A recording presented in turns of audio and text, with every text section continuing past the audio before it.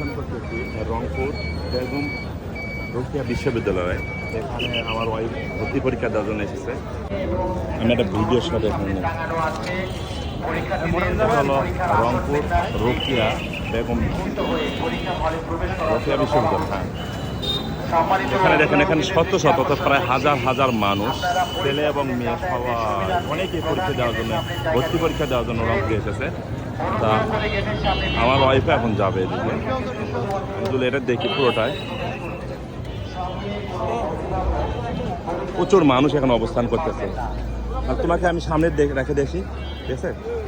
তুমি যা পরীক্ষা দাও, 1 ঘন্টা পরীক্ষা, 11টা থেকে 12টা পর্যন্ত না। এটা হলো রংপুর।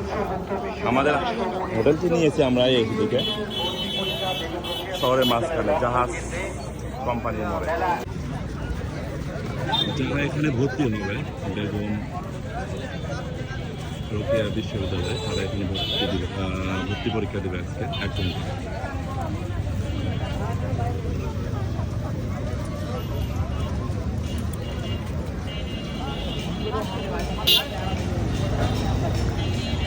এখানে অনেক মানুষ, প্রায় হাজার হাজার মানুষ, আর প্রচুর গরম আছে, তাপমাত্রা